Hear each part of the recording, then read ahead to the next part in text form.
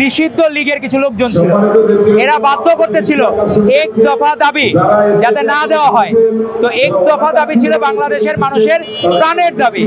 সেই দাবি আজকে ৩রা আগস্টে এসেছিল, যেটি দিয়েছিলেন 15 দিন আগে ভারপ্রাপ্ত চেয়ারম্যান তারেক রহমান। তো আজকে আমাদের রাজনৈতিক ঈদের দিন, আমাদের সকল যারা ছাত্র দলের রাজনীতি করে সারা বাংলাদেশ থেকে অনেকে নিজের পকেটের টাকা জমিয়ে, পকেট মানি জমিয়ে, টিউশনির টাকা দিয়ে, বাবা মার কাছ থেকে টাকা নিয়ে আজকে এই জায়গায় উপস্থিত হয়েছে।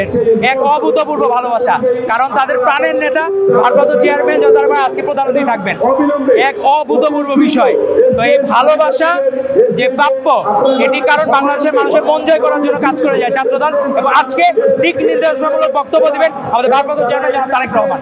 আমাদের যারা পট পর্যায়ের রাজনীতি করে তারাও কিন্তু রাজনীতিতে এনসিপির থেকে বয়সে সিনিয়র। রাজনৈতিক অভিজ্ঞতার দিক থেকে আপনি মেধাবী হতে পারেন, কিন্তু রাজনৈতিক অভিজ্ঞতা আরেক জিনিস। আমাদের ভারপ্রাপ্ত চেয়ারম্যান হচ্ছেন ছাত্রদলের সাংগঠনিক অভিভাবক।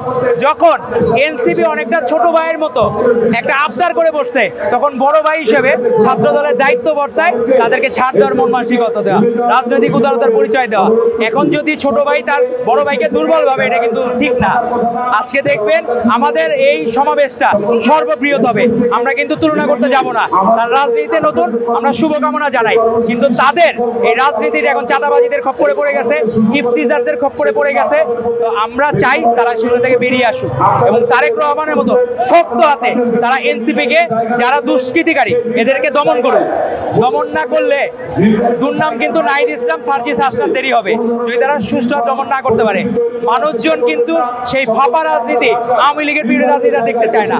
তারা চায় আপনার মুখেও যা, মনের মধ্যেও যাতে তাই থাকে, মুখে মধু অন্তরে বিষ, এই ধরনের রাজনীতি আর বাংলাদেশের মানুষ আর দেখতে চায় না। আর আপনারা যে এই পদযাত্রা করেন সারা বাংলাদেশে আমরা স্বাগত জানিয়েছি।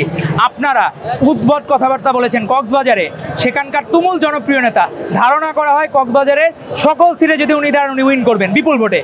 এরকম একজন নেতাকে গডফাদার বলেছে একজন ব্যক্তি যে নিজে 300 আসন প্রত্যাশী, কিন্তু সে নিজে 300 ভোট পাবে কিনা তার গ্যারান্টি নাই।